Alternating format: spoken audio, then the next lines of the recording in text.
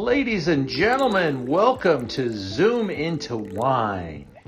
It's time for the show and your host, Ian Blackburn.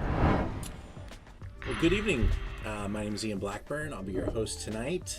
This is my program called Zoom into Wine. I've been a wine educator for many, many years, and this platform lets me talk to you from the comfort of your home, which is sometimes necessary.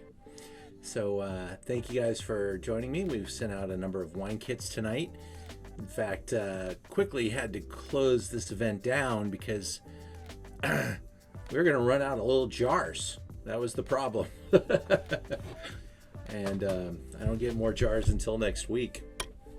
So there's now a little supply chain issue for our little jars. So let's hope that we can get enough of them. But tonight we're tasting 12 wines. So that's 12 little jars per person. And unfortunately can't recycle those babies. So put them to good work though. They're good for isolating.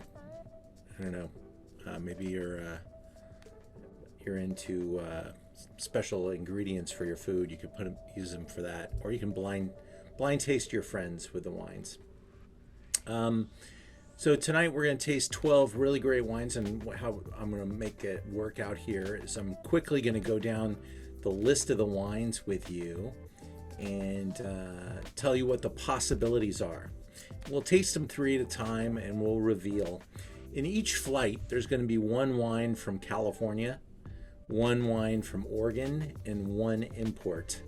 And really, it's not about guessing which wine is which from a brand standpoint, but maybe by the time we're done, you start to really identify what does an Oregon Pinot Noir start to smell like, and a wine from California or a wine from an import.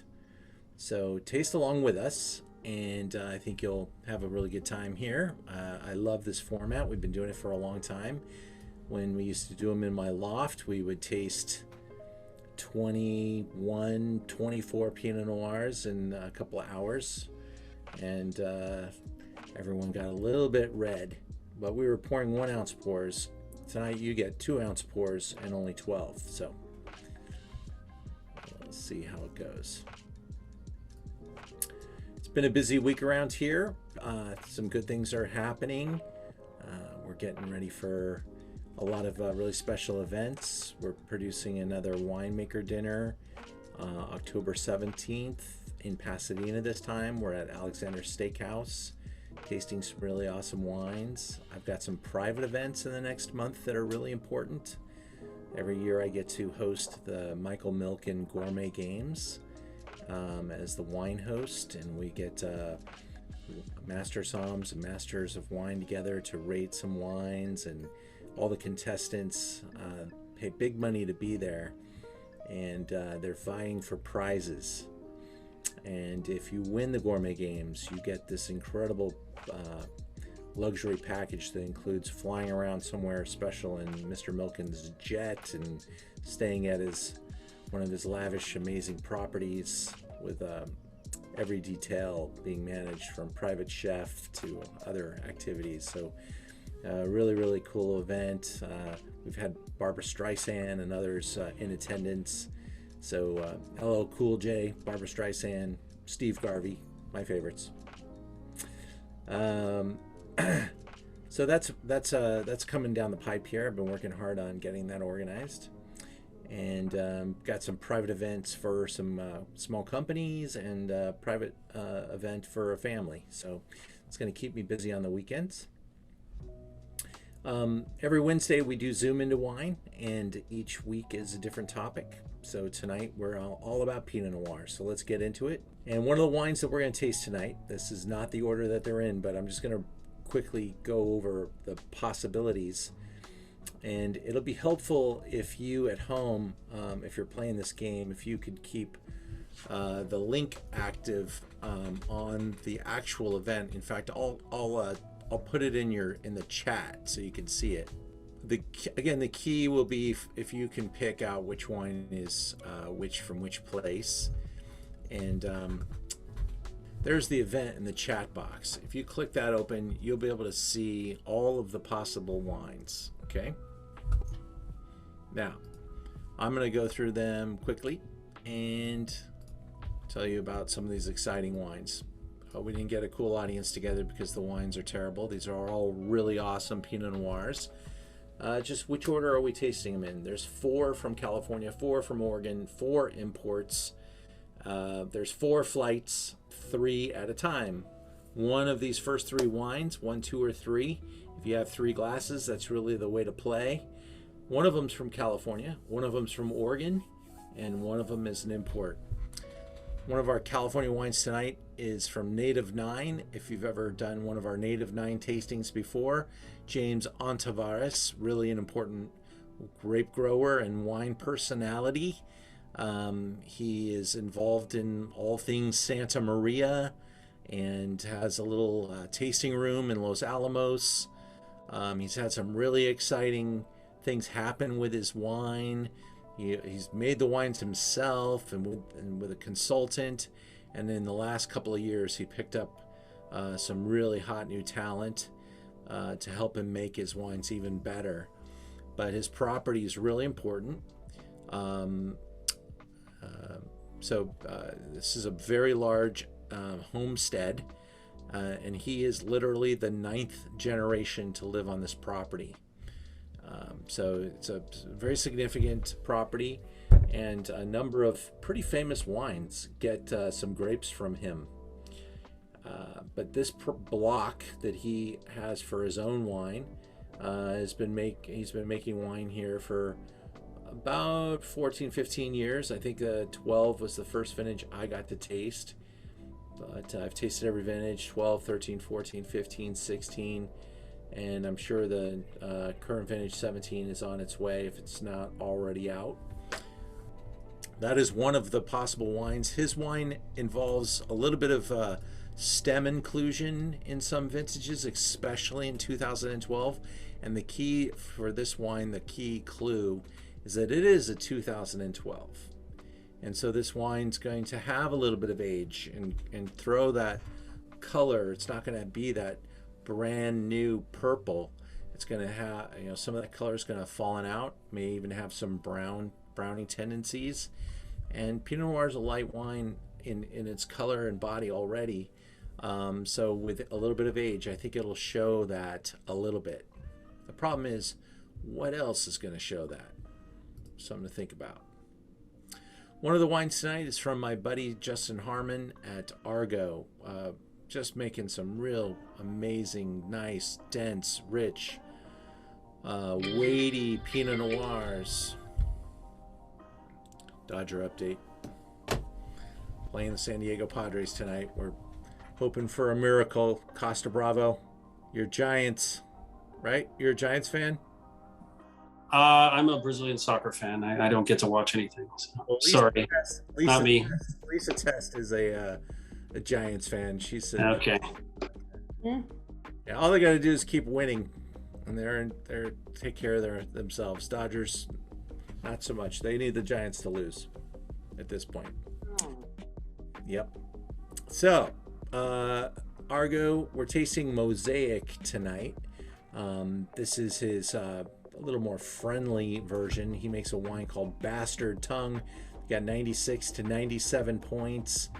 It sells for about $80. This one's 92 points and sells in and around $30-$35. We have probably the best price on the planet for his wines if you like them. They're nice and dense and red and young, youthful. Even though it's a 16, I think that's his current vintage for that wine, and it's in a really beautiful spot. One of the wines tonight that we're going to taste is from Foxen in Santa Barbara. This is the Block 5 Biennacido, one of the top wines in the Foxen lineup. And Dick Doré and Jenny Doré have been on many of our Stars tastings. Really amazing people. If you've ever been to our events at the Peninsula, Beverly Hills, he was often featured there as well. He's just been super supportive, a really nice, humble family. They make some great wine, and they've got some wonderful places to visit in Santa Barbara. This style, as opposed to, let's say, I think the the tell here is that it's not going to be lacking in youthful color. It's going to have that youthful color, and yet it's still going to be the Santa Barbara type of character in the glass. Our Argo wine is going to be profoundly purple and dense and soft, and the Santa Barbara wines are going to have a little bit more of an earthy spice element to them. Just think about Santa Maria barbecue, and you can smell the wine. You can smell a little. They sprinkle all kinds of stuff on Santa Maria barbecue, but there's a couple of herbs that you can really start to smell in the glass. When I'm tasting these with you guys, maybe I'll throw out a clue. Okay. And then our fourth wine, also from the Sonoma area, Russian River, is On Guard. This is the Starkey Hill, a beautiful, exotically ripe and rich and soft, nuanced, hedonistic type of wines. I think that both of our Sonoma producers have a lot of hedonistic tendencies, where they're creamy and colorful and dense and fleshy. This is a beautiful, beautiful wine. Super teeny producer, a real passionate guy, trying to make his name in the business, and he's been doing a really good job. So those are our 4 Californias. One of them are in the first 3 glasses. Then we've got 4 Oregon wines.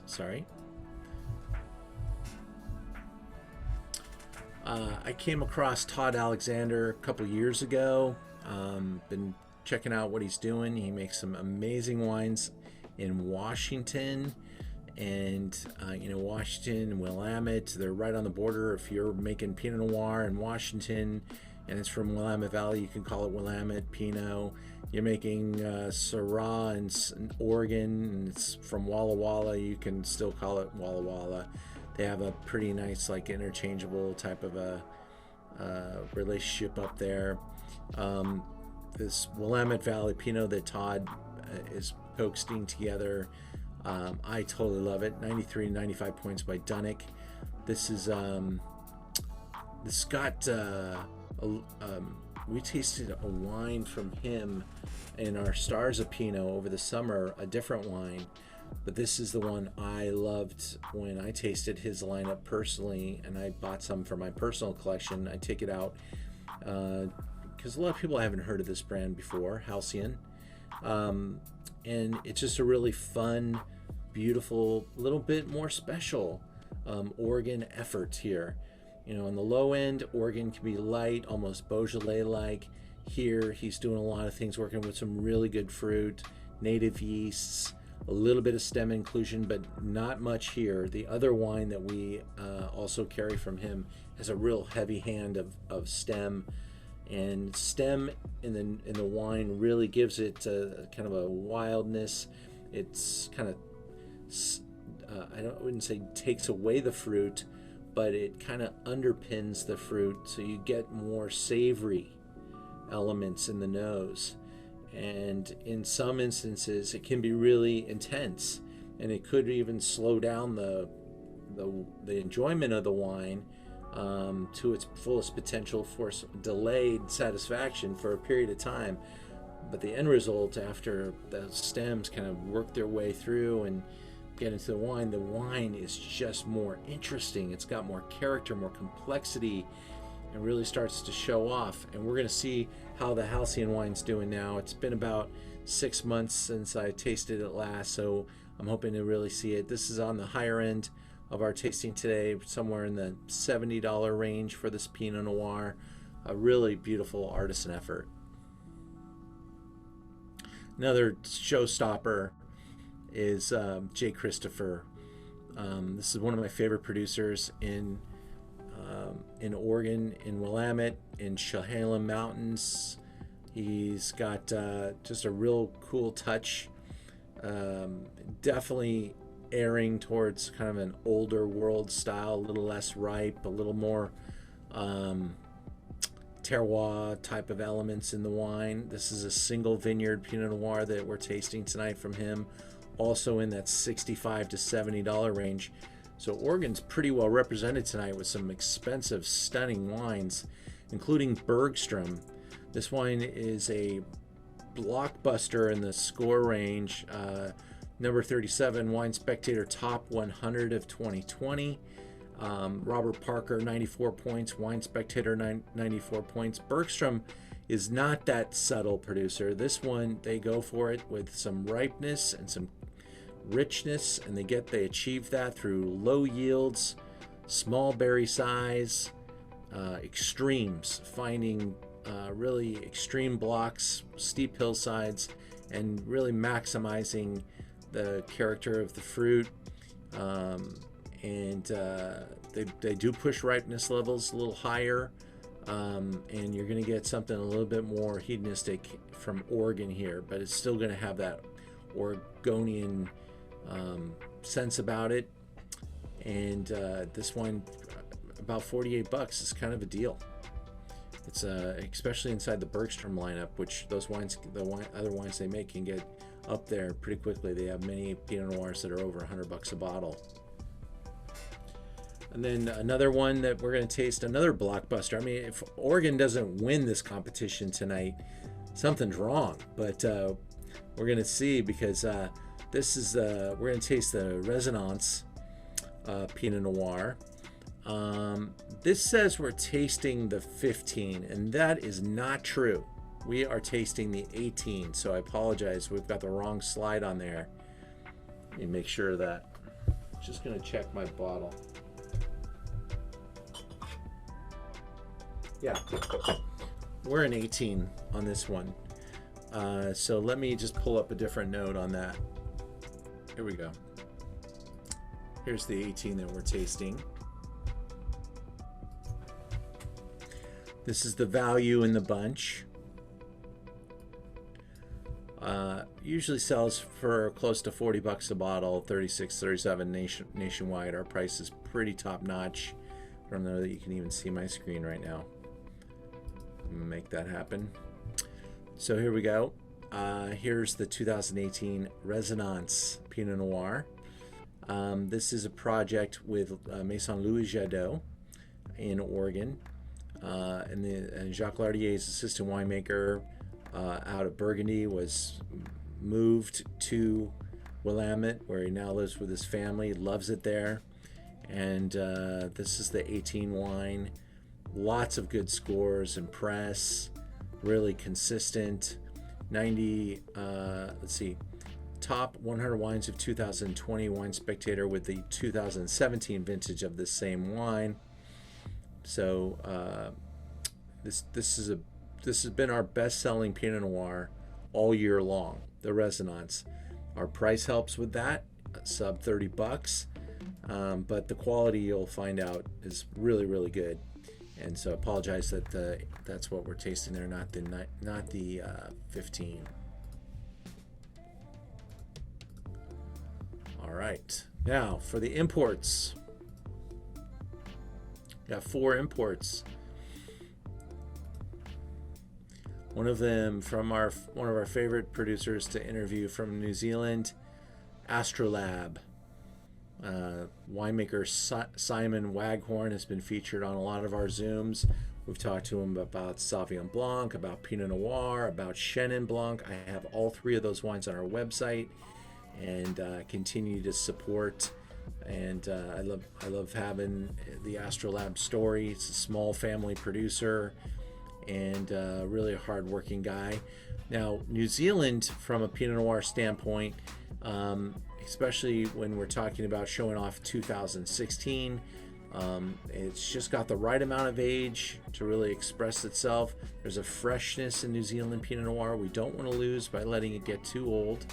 The wine is under screw cap, and so it does preserve freshness, but there's also the tension is kind of softened up a little bit, and it's still got like I do often in blind tastings get New Zealand and Oregon a little mixed up.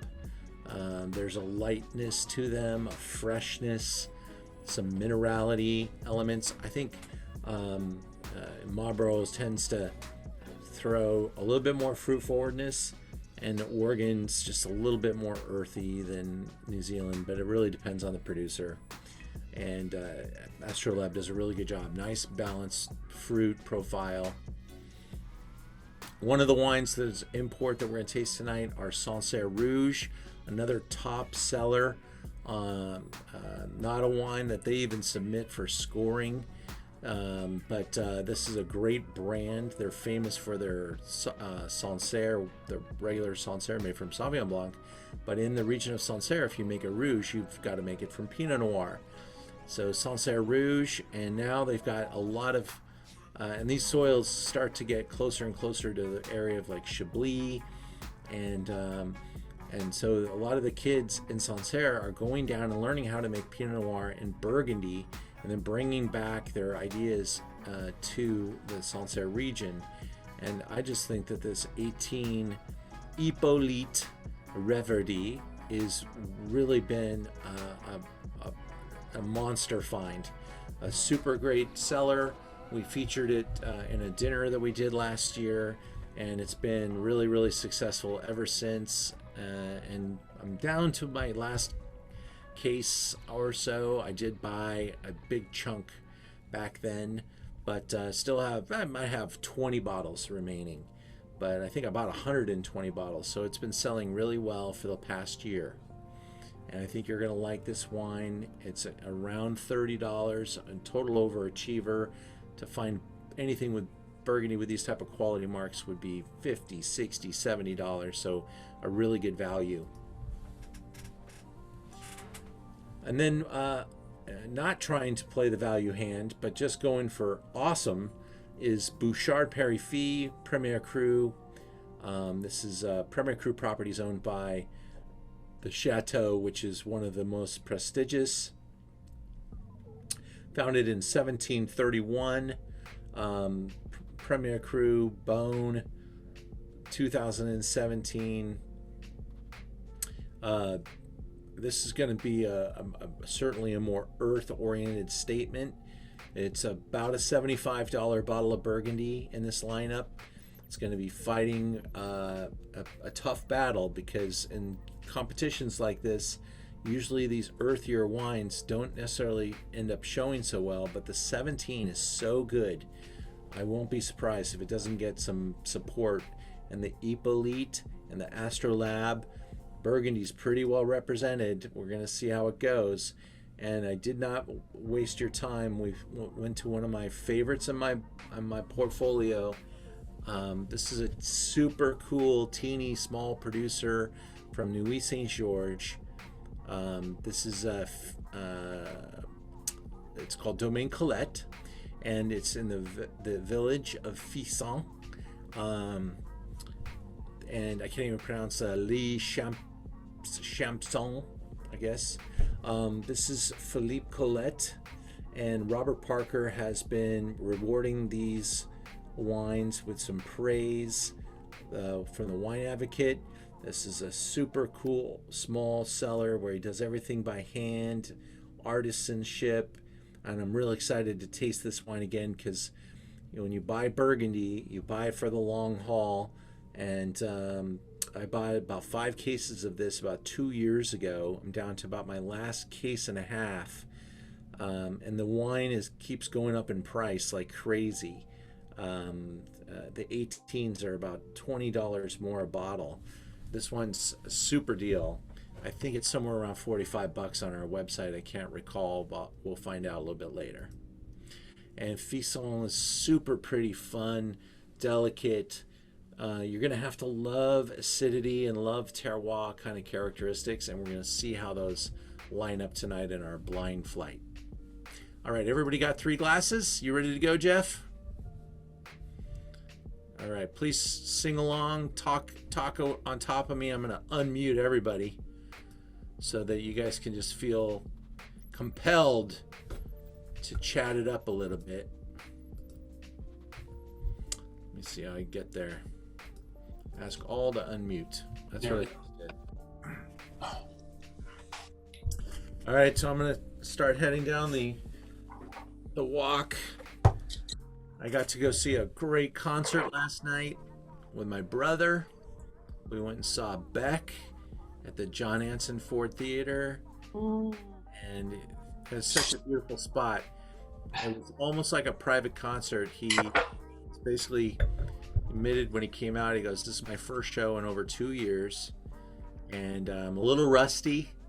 So he opened for himself, and he played like an acoustic hour. Oh, nice. And he brought his band, Jeez. and it was like 800 people. Super Wow. really fun. But he's playing a big festival this weekend, so he needed to get the kinks out, and he did a great job. It was a lot of fun, but I felt a little hungover all day today. Okay, number one. Yeah, let's do it. Number one. Okay.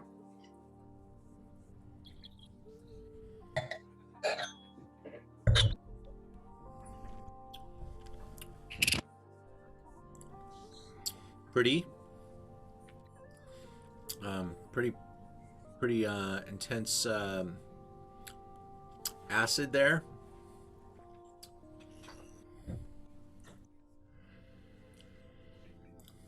The notes got some really nice cherry. Mhm. So it's got. My new favorite. All right, that's a good start. Yeah, Wine number 2.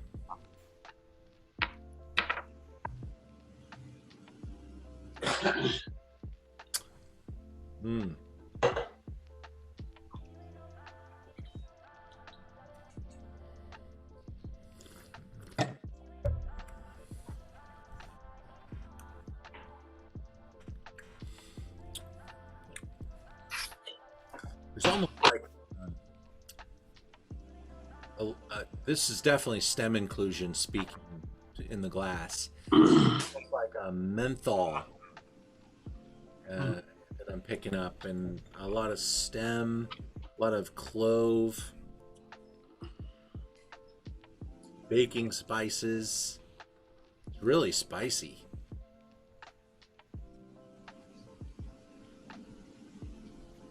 My wines, I left them in the refrigerator just a little too long, so mine are still a little cold. I like mine chilled, but these are like Chardonnay kind of cold, so I'm hoping they'll warm up here as the night proceeds. But so we had wine 1, some pretty good acidity, pretty good ripeness. Number 2, a lot of stem.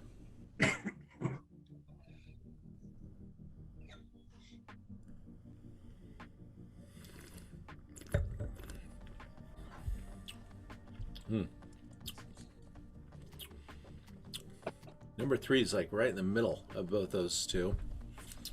Got a lot of fruit. Pretty ripe. Pretty dark. delicious. Cut to the chase. All right. So, in your chat box, tell me which one you like the best. 1, 2, 3. You get one guess. One answer.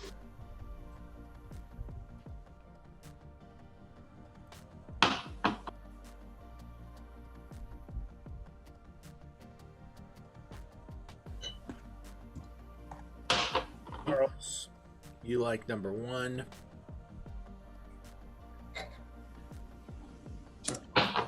Jania Bochis.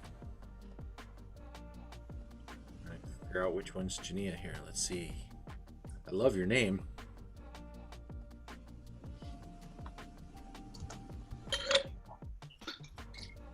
You were close. It's Botches. This? Okay. But you got the first name right, so that's pretty good. Hey, That's right. you know me very well. That's amazing because I have worse pronunciation. I'm very dyslexic, so I can barely read. I love that you love number 2. That's really cool. Oh, sure. Jeff Costa Bravo loved number 2 as well. Yes. I don't need him. I don't want Down in San Diego, you like number 1.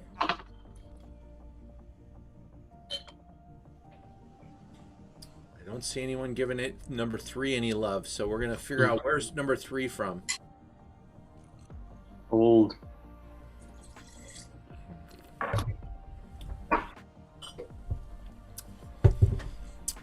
There's nothing wrong with number 3. It's beautiful.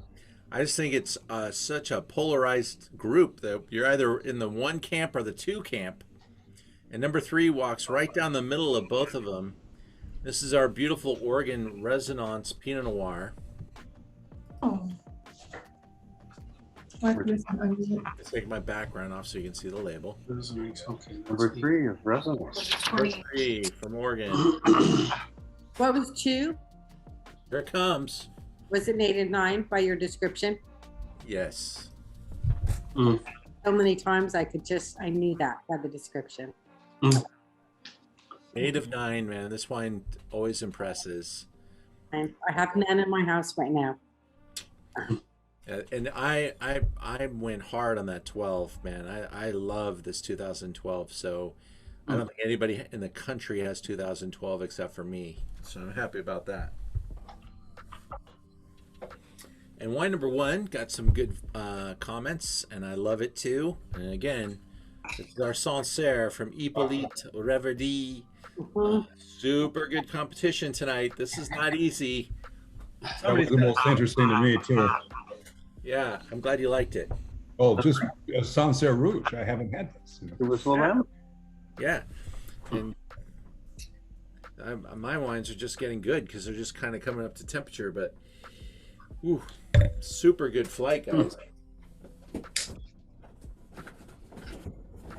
Let's get 4, 5, and 6 rolling.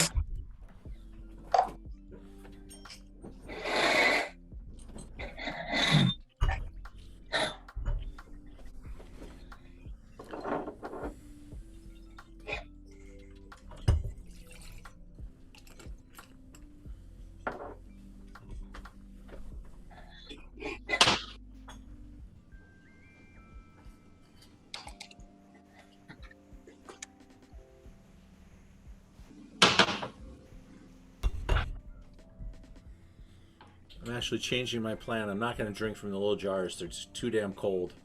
So I'm going to drink the dregs in the bottle. But now I know what it is. Yeah.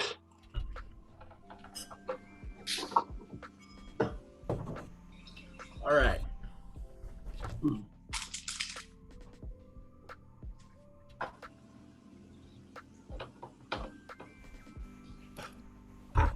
That is spectacular. It's got amazing umami.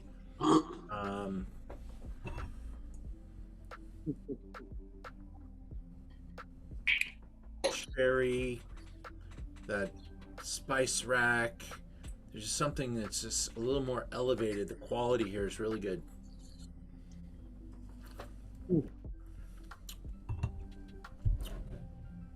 Oh, mouthfeel.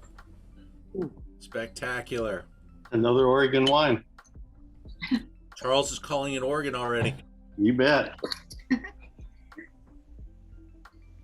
job, Charles. Show me the color, since I have just a 2015 resident. All right.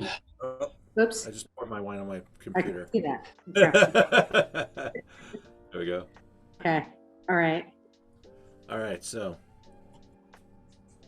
we don't know what it is yet. I was just rewarding Charles for being bold. I got that. Well, I'm a urologist, so I love a good Pinot. Oh my God. I don't know that I Yeah, don't I go should there. laugh at that. Yeah.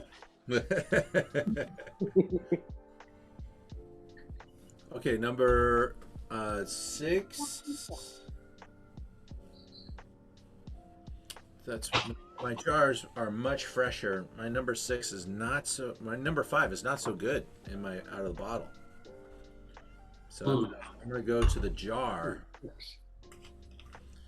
All right, emergency maneuver. Hold on a second. My number 5 is not well out of the glass, but let's see. Some funk going on. The nose on 6 is amazing. 5 is where I'm at right now. When I pour it out of the bottom of the bottle, number 5 is not making the journey very well, but I want to see how it's doing out of the jar, out of the little vial.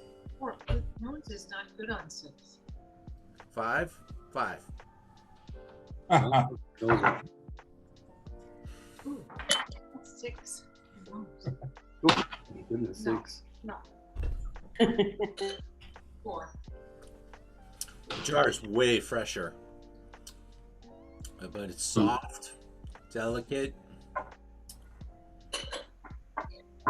nice cherry fruit, but not a lot of impact there. It's not real powerful. It's very delicate.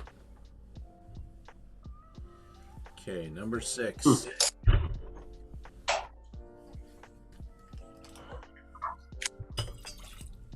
How do you describe that nose? Number 5. Number 6. Okay, no. Let's see. I've already condemned it. I actually really enjoy the nose in 6. It's not fruit though. It's more spice and earth and No, it's more like chemistry. Hmm. There's a lot. Oh man, I think 6 is super, but it is that also has a little bit of stem inclusion.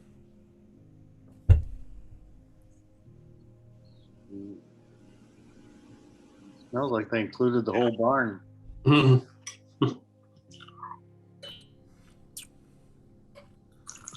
Mm. Oh, I don't like Yeah, that. it's definitely got some funk. Yeah. But so now you got to pick between the funky bunch here. You've got wine 1, or I guess that's 4, right? 4. 5 or 6. You like 4 I'm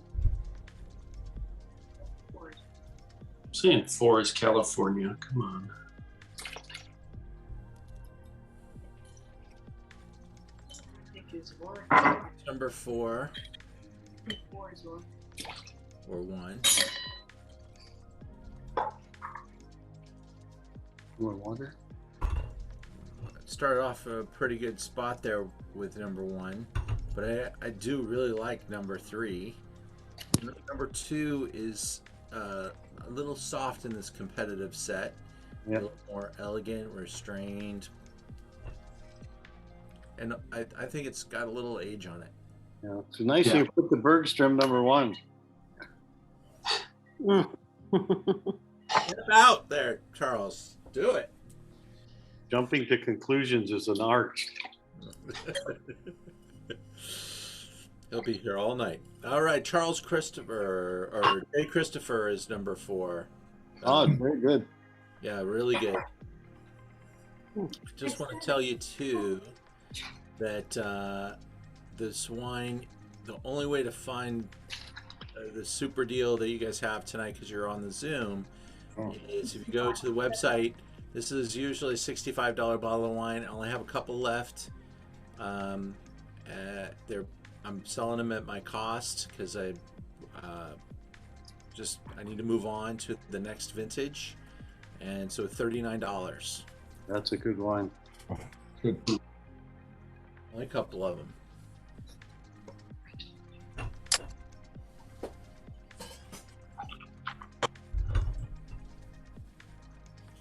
All right, number 5 in that flight. Where did that one come from? That was our New Zealand Astrolab.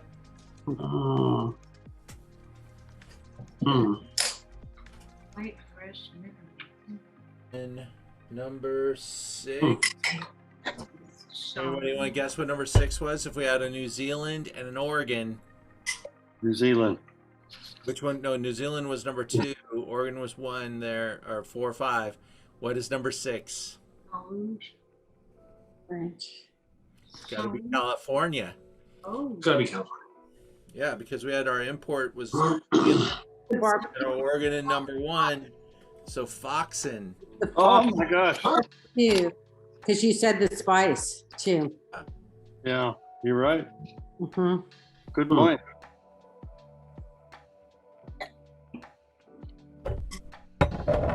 That wine just will continue to unroll and ravel for the next 10 years. It's a big wine. Yeah. All right.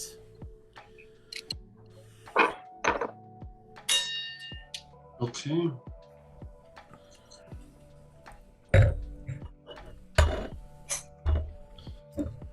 So, doing a little housekeeping here. Moving into 7, 8, and 9.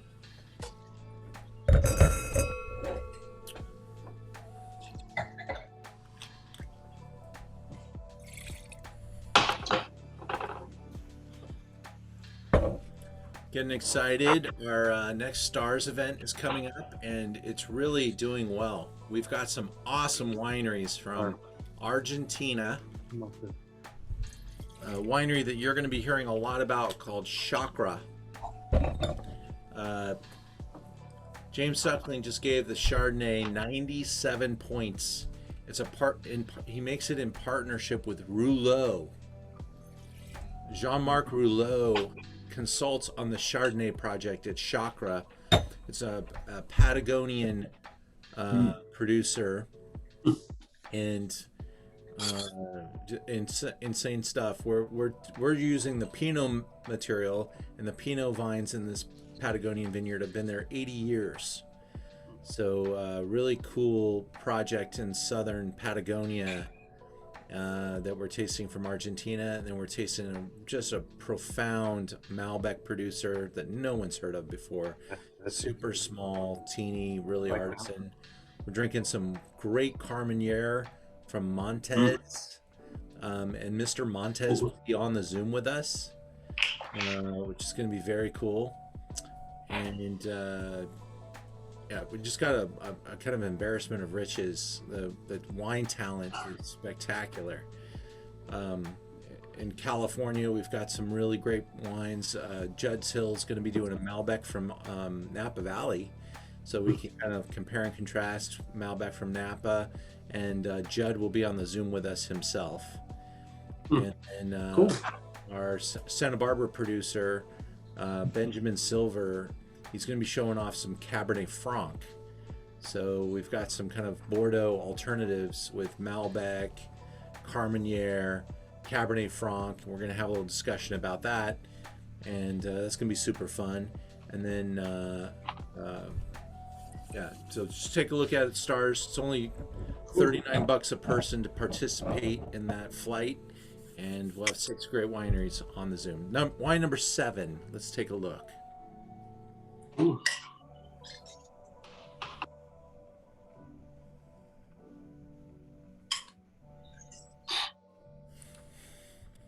Right off the top, I get almost like a little bit of a medicinal waft. Got like plummy fruit. It's good on a sore throat.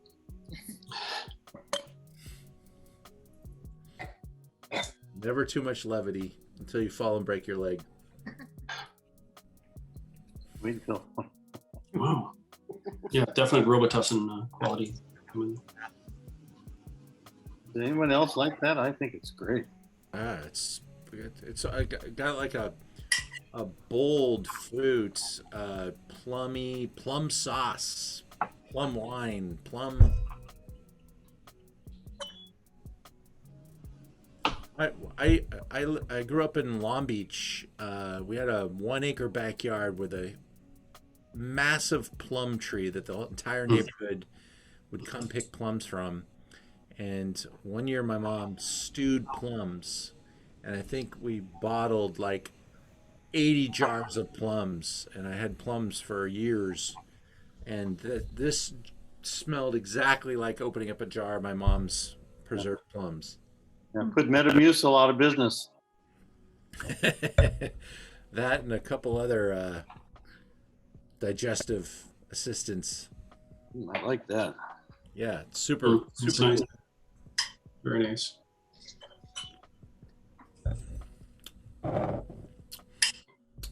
Wine 8. How dark that is. That's really mellow. Ooh, 8. Yeah. Coffee.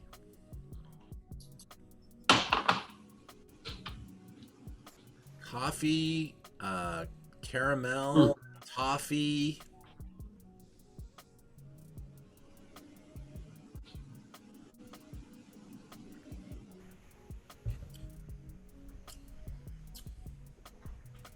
Little nutmeg, a little vanilla. It's like a dessert. But in the mouth, it's really plush and pleasant.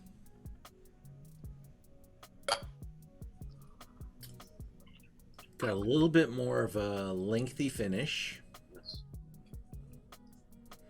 So you got some acidity there. So it's probably from a slightly cooler place. Whereas number 1 was pretty showy and didn't have a lot of acidity, but it did have a lot of wood. So a little bit warmer place and compensates with a little bit more wood to give it kind of a fence. Wine 9.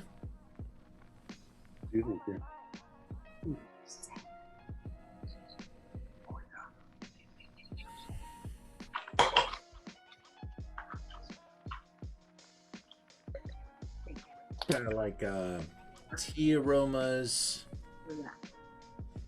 Mm. Starting down and sharp. This has a little funky nose, don't you think? Sure does. It does. It's got showing a little bit of age. It's not fruity at all. It's very earth oriented. It's one of your older ones. Huh? Oh, it's Chasse Rouge. Maybe Chasse Rouge. Certainly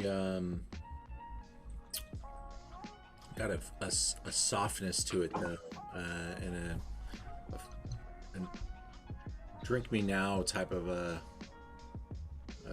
approach. It's not putting up a lot of walls, not super powerful. I'm not sure it goes into the grandeur of some of the higher end ones that we've got. Number 7. Keep swirling it because it's kind of needs to open up a little bit, I think. This is another beautiful color. Color in it. There's some stem in here as well, Ian. Or? Yeah, I think a little bit. You know, it's not a large amount. It's not like they're doing whole cluster fermentation. No. But they're probably putting, 5-10% stem inclusion. It almost got like a pithy ness about it. Like you just ate a grape and you got the pith right in your mouth there. That's the little flavor. It's a little light tannin kind of coming on. And that length of on the finish there, that's really, the acidity is really kind of telling you that it's from a much cooler spot.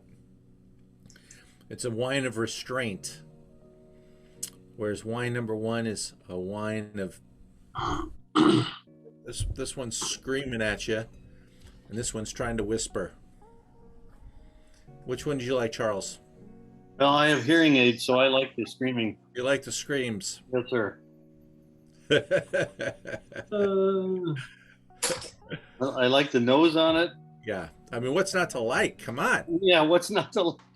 Sell me a case of that one. Super yummy. Ben, how are you doing there, buddy? Number 9. Number 9. All right. I thought you were on the other side of the fence there, Ben. Number 9. Oh my. Number 9. Yeah. Charles is on one side of the fence. You're on the other. No. Charles. My wife is standing here tasting too. We only paid for one, but she's tasting. That's all right. That's all right. She says number 7. All right. Well, see, that's why she's your wife. You guys, you're on the same page. Yes. Yep. That prenup was really good. Awesome.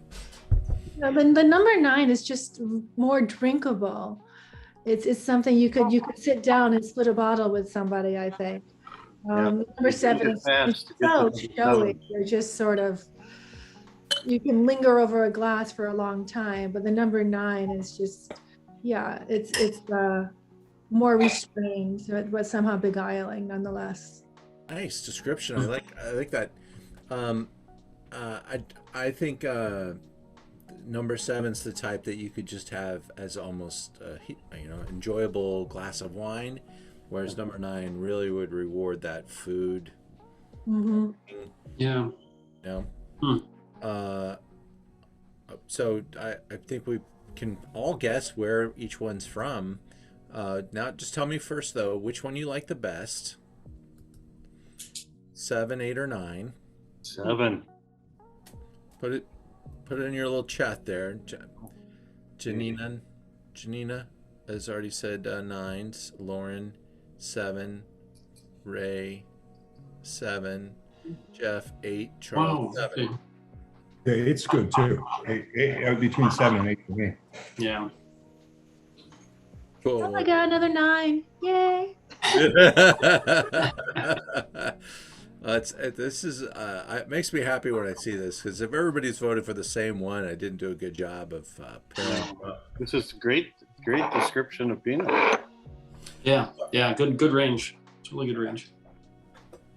Wine number 7 is from On Guard. This is the Russian River producer. Super. Yeah. And, My wife picked that one. I got 5 bottles of this. And it's usually $65, $39 tonight, $39.95. What did I tell you? What was the name? Starkey Hill. On Guard, Stark. Yeah. It's on our website. You do have to search for it though. I knew Let me that. see if I can send you the link for that, because Okay, but so far, like number 2. Oh, Starkey Hill. find it. Okay. Oh my goodness I wrote that sakes. down before. It was All right, my number 8, I'll take it. Bergstrom for Oregon. Oh, I'm so sorry. That was our coffee.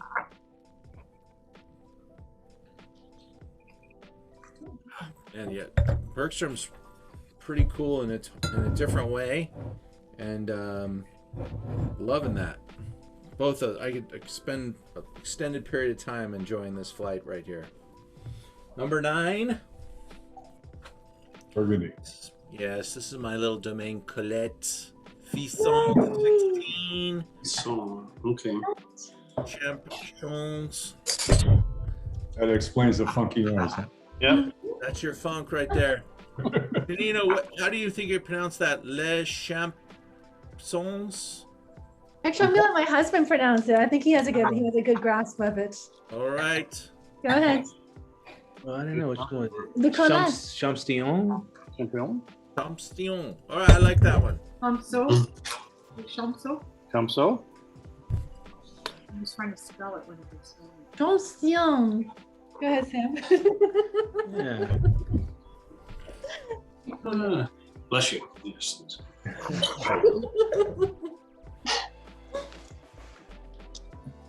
Awesome stuff. All right. We are the I'm dumping those out. We are the champions.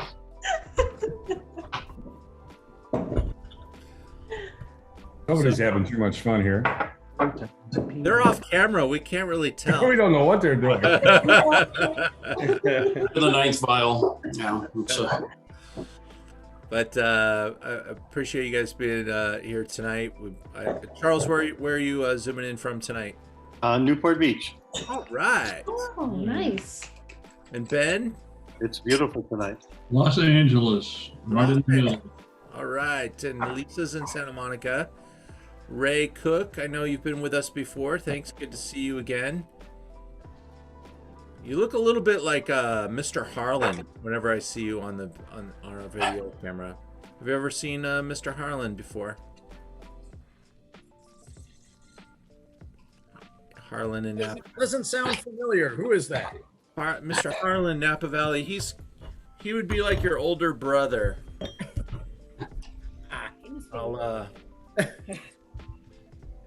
I'll show you a picture of him. Ah, okay.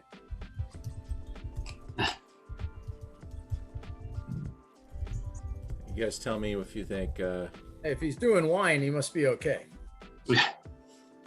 he is doing pretty well. Let's see.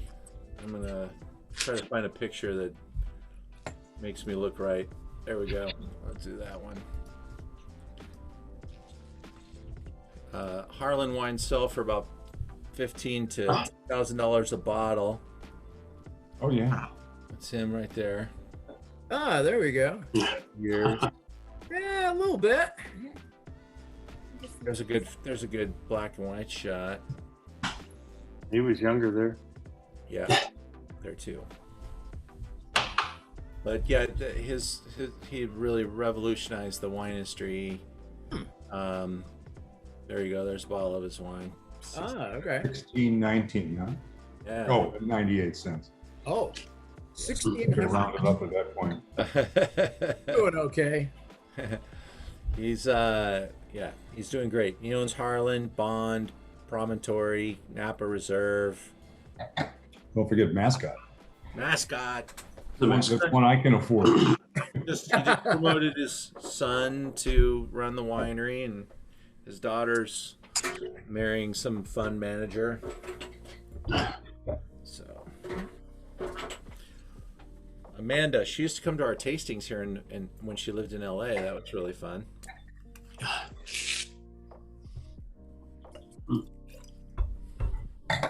$11, $12.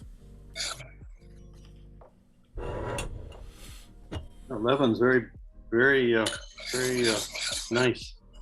Nose. 10. I think you guys are gonna love this flight. These are the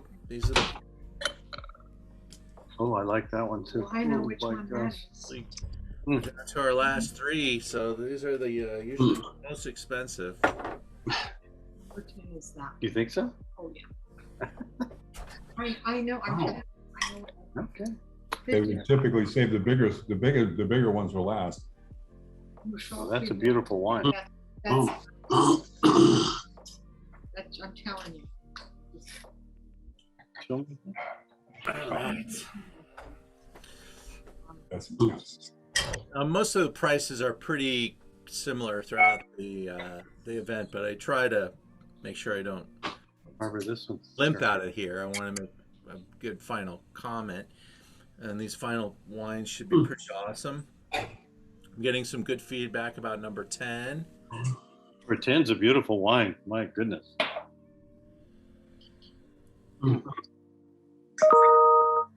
Oops, what was that? Sauce Rouge is 10. Structured, intense, good color, Oh, it's just a beautiful fleshy, wine. kind of cranberry and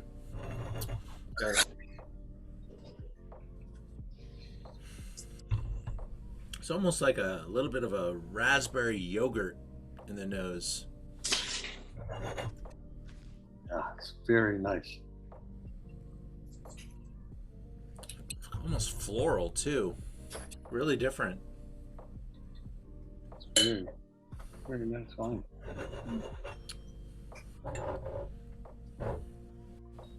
Wine 11. Yeah, here we go with a stinky nose. Ah.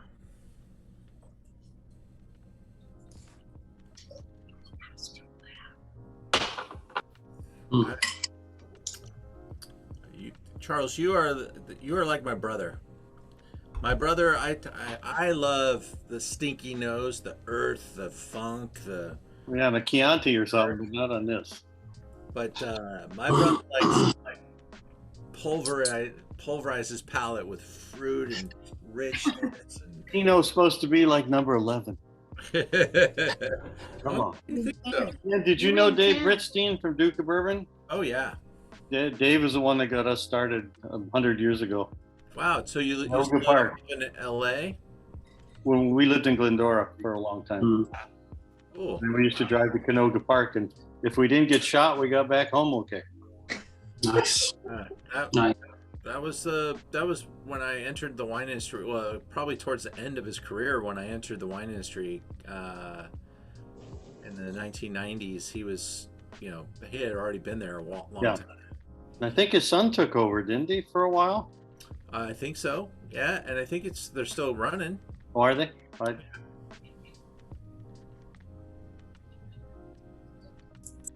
12 tastes like a California cab.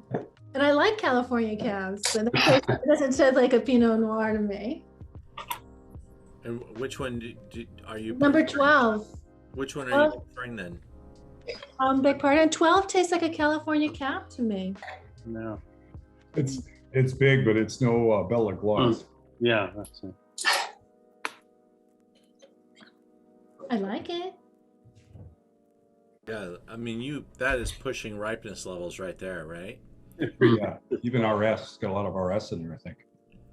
I think it has some, and I think certainly pushing into that jammy Like the 3-4 each time. Mm-hmm.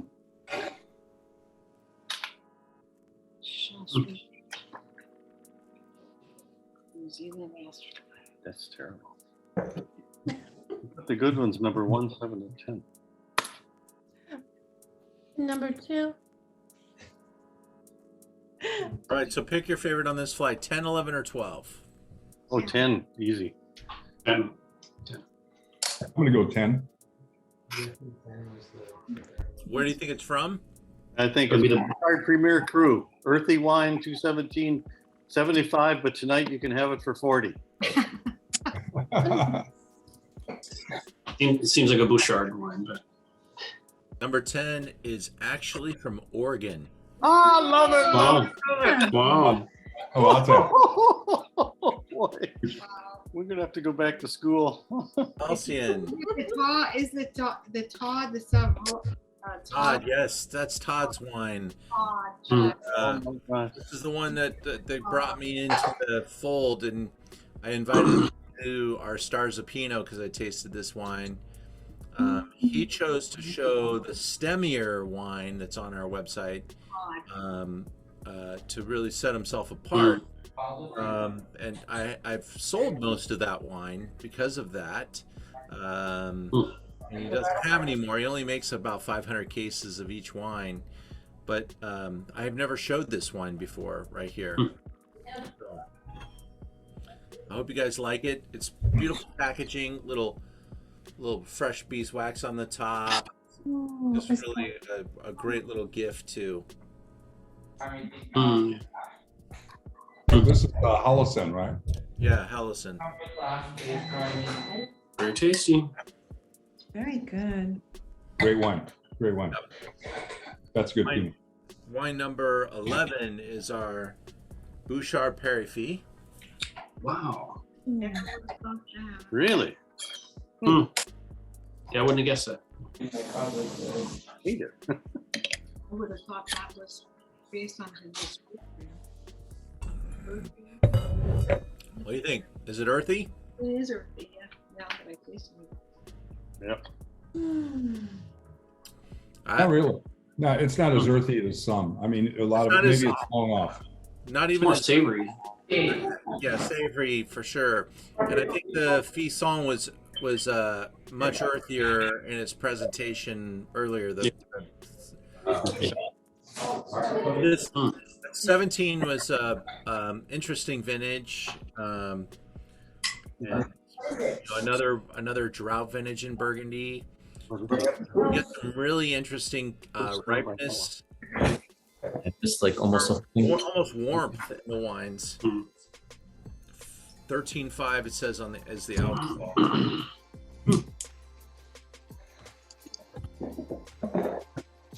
I honestly think that number 11 is still way too young to show off. Really? And we'll live to see a much better day in the future. Number 11. Number 12. Number 12 in this flight is kind of out of character because this is a riper side of the fence, but it's really showing almost a little bit of volatile acidity tonight. A little, Yeah. And a little bit could be fun. That's like just a little kiss of vinegar on the top of your salad, or balsamic. No polish on your fingers. Yeah, a little paint, a little, yeah, exactly. And you just get a little bit of that at the top. But if you're sensitive to that, that can drive you crazy. If you like that, it draw you in.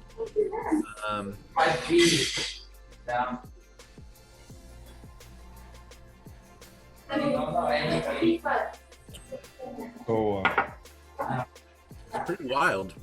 I think it still has that big full throttle mouthfeel. Mhm. But the nose is just a little crazy. What is number 12? Mommy, how yucky did Daddy take my pee? How yucky was it? Mommy, did Daddy take my yucky pee? Are you sharing your wine? Never been. check that ID Ozzy, there. Ozzy, I'm sorry, Ozzy. I'm not sure what the kids are saying, but they're drinking wine. That's a personal choice. Hi-yo. So what wine is number 12, Ian? So that is from Jamaica. Argo. It's called Weeby Jammin'. Oh, yeah, all right, there you go. There you go. Argo. Justin's my friend, and I can defend him sometimes, but tonight this wine's just showing a little bit crazy, and he's pushing ripeness levels here. Some people come running for his wine because it's not that you find it everywhere, but when you do find it, it's usually in a pretty damn good restaurant pouring this one by the glass. But this is not the flight that he should have been put in. A couple of really beautiful restrained wines, and his wine has zero restraint. The seatbelt Talk about top. screaming. This is screaming and rock guitar right behind it. Charles, you might like this then, right? It's screaming out. I think it pushed Charles into the wrong side of it. No. Well, it's an interesting contrast to the more restrained wine that we tried, the Colette. To have these two in the same room is just strange. Yeah, it shows you the platform that Pinot has to play with, and the many different angles that people can take. Most of all the producers we showed tonight, maybe with probably the largest production we're tasting tonight is the Sancerre Rouge. Honestly, that probably is the largest producer. The Resonance maybe would be pushing that number too, and they're not even very big in Oregon yet. Mm-hmm.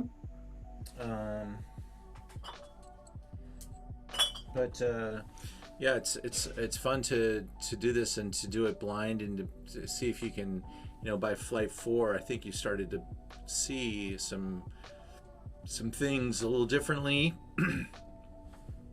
But all the wines and the wine producers that we tasted tonight all have a different personality, and they brought that personality to their wine, or their professional training and their experience. With Justin, he makes wine with some of the big heavyweights, and someone said earlier that it smells like Cabernet. He makes wine with a lot of Cabernet producers. In fact, he makes some great Cabernet too. Mm-hmm. So I think that is, serves him well for that type of customer, but doesn't necessarily play well in that flight. So tonight we had 4 imported wines, a couple from Burgundy, 1 from New Zealand. I need you to help pick which category won tonight. Was it Oregon with the wines like Todd's wine, the Halcyon, and the Resonance, and the J. Christopher?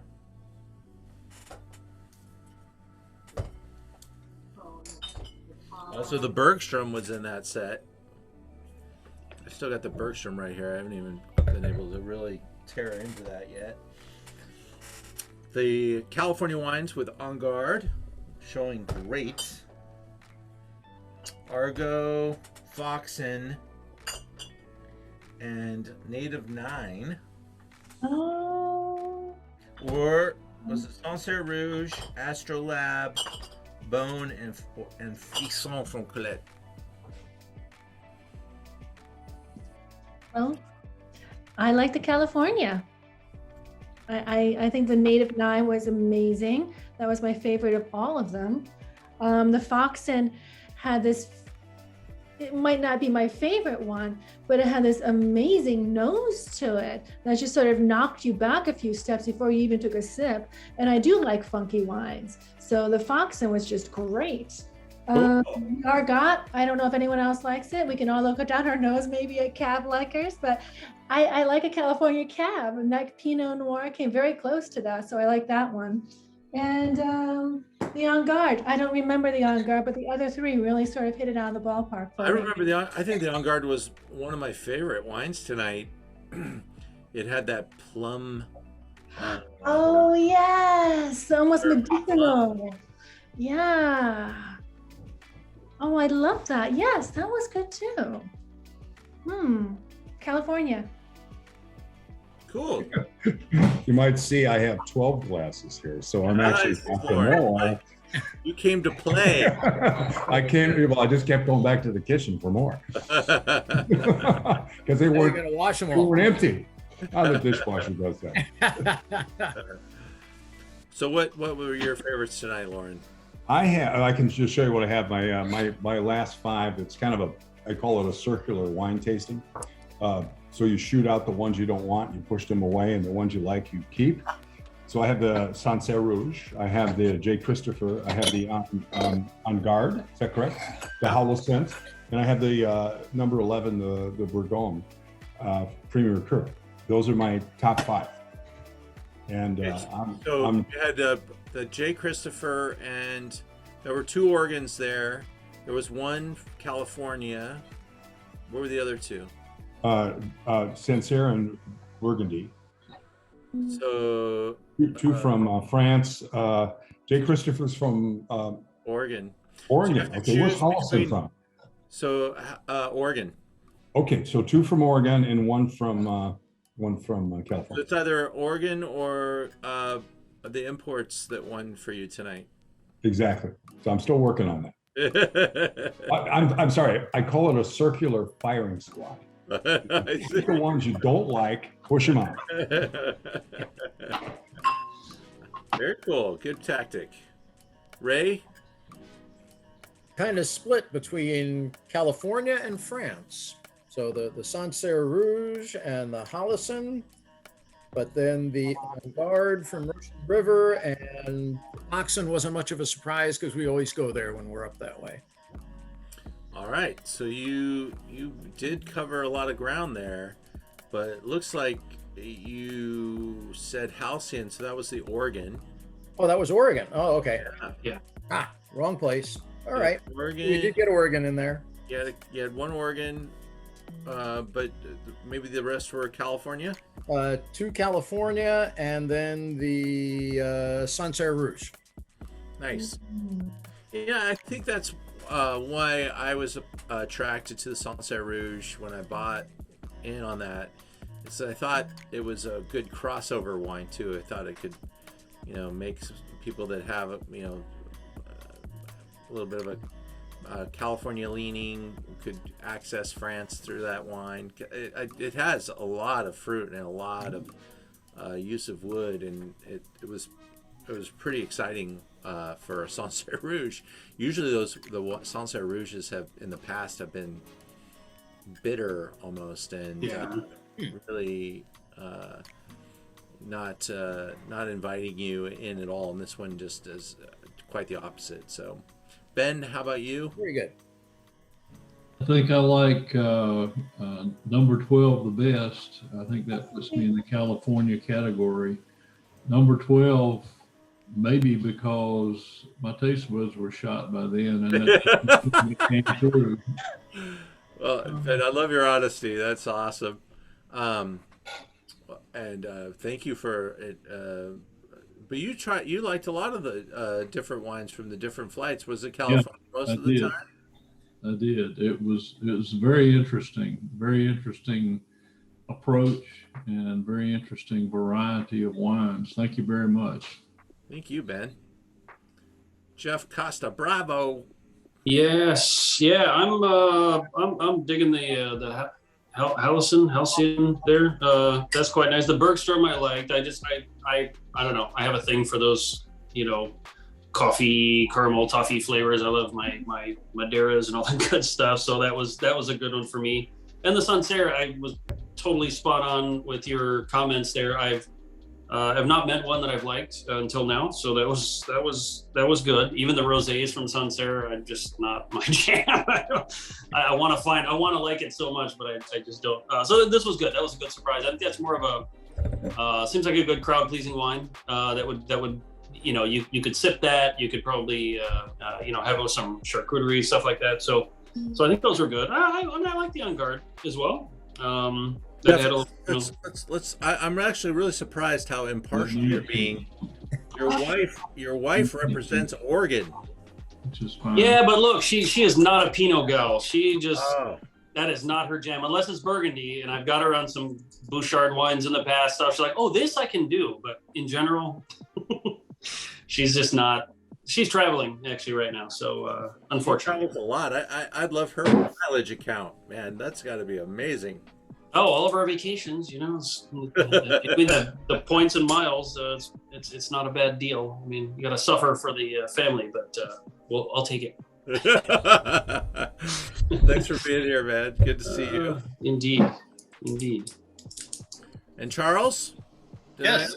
Did I get your favorites tonight? Number 1, 7, and 10. 1, 7. It's Sancerre. Yeah. In Guard, and 10 is Holliston. Yeah. The same ones I liked. Come on. I have them labeled, so. Cool. Yeah. Good job. And by the way, they're in my top 5, all 3. Well, fantastic. Oh, wow. So both On Guard and J. Christopher, we just have a couple bottles, so I threw some really great pricing at them tonight for you guys if anybody wants to grab any of those. Do I have the Foxen doing the same thing? I'm not sure. But I gave you guys a discount code. You can grab any Pinot, 1 bottle or 12 or whatever you want. They get 10% off on everything as well, on top of our regular good prices. So if you want to jump on those, you get that until tomorrow night. Those the On Guard price and the J. Christopher goes away by tomorrow morning because I cannot have it show up on Wine Searcher. So I turned it on at 6 o'clock and it's going to go off at 7 o'clock in the morning tomorrow. So if you guys want any of those, grab some. There's only a couple bottles of each. But I appreciate you guys being here. Thank you so much. We love having you. We get to drink some good wine with good people. And check out the Zoom into Wine calendar. We've got 2 Stars events this month. We've got a wine dinner that we're pulling together at Alexander Steakhouse. It's a really beautiful menu too. And they do vegetarian or meat alternative menus as well. But I've got a really beautiful menu. We're going to do a Chardonnay course with some great age. These are all wines that I'm able to get out of other people's cellars. I do a lot of cellar consultation, and one of my clients has basically determined that they bought too much wine for their life, and we're going to make some room for them. Like that. There's no such thing, Ian. Welcome to my garage. Yeah. No such thing. No such thing. No such thing. You can never have too much wine. You just don't have enough friends. That's a good way to say it, dude. Well, they travel a lot, so I'm going to help them by using some of these wines in this dinner and selling. I help people sell wine. I've got about 4 cellars I'm selling right now. So I'm putting together this really cool dinner so you can be able to see some really some wines that are in just amazing spot. In fact, I'm kind of crazy for not showing you, so let me just get in there. Let's see it. Wine When is this again? 17th of October or November? October. It's a Sunday. Next month. Sure. 17. And here it comes.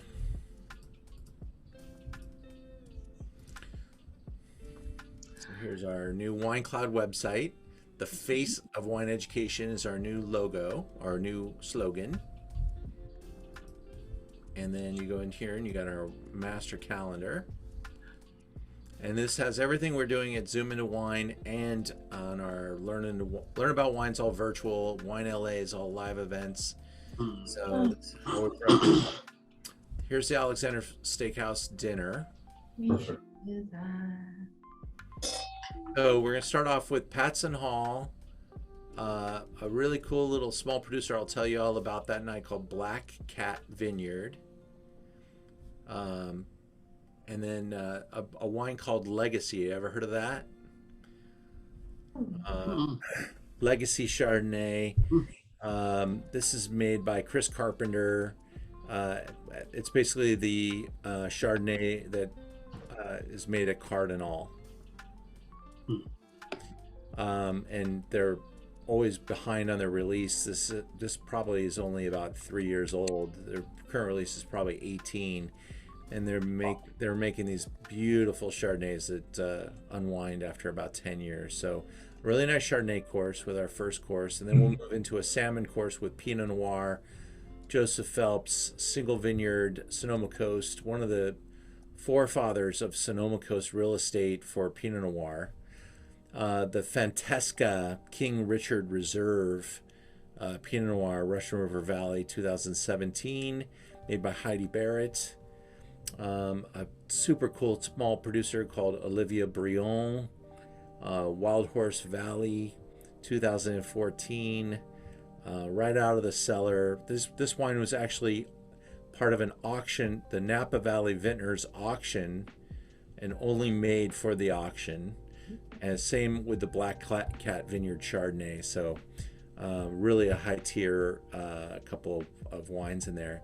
Then we'll do a Joseph Phelps Insignia flight, 02, 07, and 2015.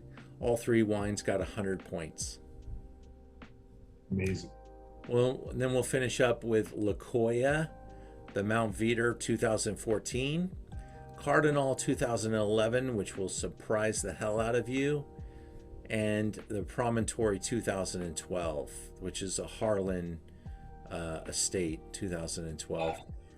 That's 12 wines. If we get 13 customers for the dinner, we go to wine number 13.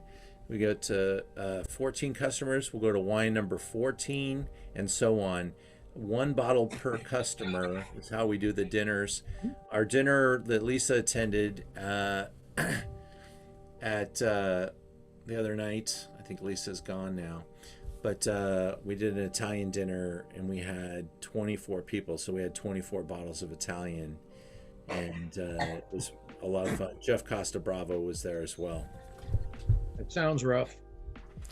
It was super, super great people. In fact, most of the people that have signed up so far for this next dinner were at the Italian dinner as well. So we'd love to see you. Check that out. And all of our upcoming events. The Stars of Merlot is no slouch. You think you might like Merlot a little bit? Let us bring you full on to the dark side. The Stars of Merlot will show you that Merlot is definitely back in a big and special way. And that flight will only cost you $29 until the 6th of October. It's on a flash sale. And the Merlots that we're going to taste are all on here. It's about $600 worth of Merlot, including a $250 Sullivan Vineyard Rutherford Estate called J.O. Sullivan Founders Reserve. Philippe Melka, Duckhorn, Ariata made with Kongsgaard, just super, super lineup of wines for the Stars of Merlot. And then we have also our Stars of Argentina, Chile, Argentina, and California. There's the Chakra, Piero Incisa della Rocchetta. His family is Sesacaya, and he's making wine in Patagonia in Argentina and rehabilitating old vines for a living now. Judd's Hill, Judd Finkelstein will be on the Zoom. Beautiful Malbec from Napa Valley. Mr. Montes, I'll be pre-recording with him, but he'll be on the Zoom from Chile, and we'll be tasting his beautiful, this is a 93 point Carmenere, one of the best Carmeneres I've ever had. Cab Franc, Jonathan Silver, really cool guy. I'm sorry, Benjamin Silver, very cool guy. Known him for a long time and tasted a lot of different wines with him.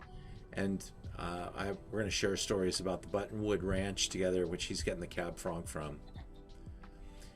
Valsecchi, represented by my friend Carolyn Chen. She's a U.S. brand ambassador for Valsecchi wines. And probably never tried these Malbecs before. They're really amazing, and their vision for the future of Malbec is quite awesome. And then we're going to finish up with this 95 point wine. I think it's 95 or 96 points out of Chile, this spectacular 2013 Laura Hartwig winery. The wine's called Laura, and it's just a gorgeous wine from Chile. And we'll have conversation back and forth about the different areas, about the different grapes, about things that are happening in the wine world, how it's impacting everybody. It's a really fun conversation, and all the winemakers on the Zoom. So I thank you guys for joining us. We look forward to seeing you soon. Have a good night, everybody. Stay healthy. Thanks, Ian. Very good. Good night, Bob. Pleasure, buddy. Pleasure. Thank you. Good night.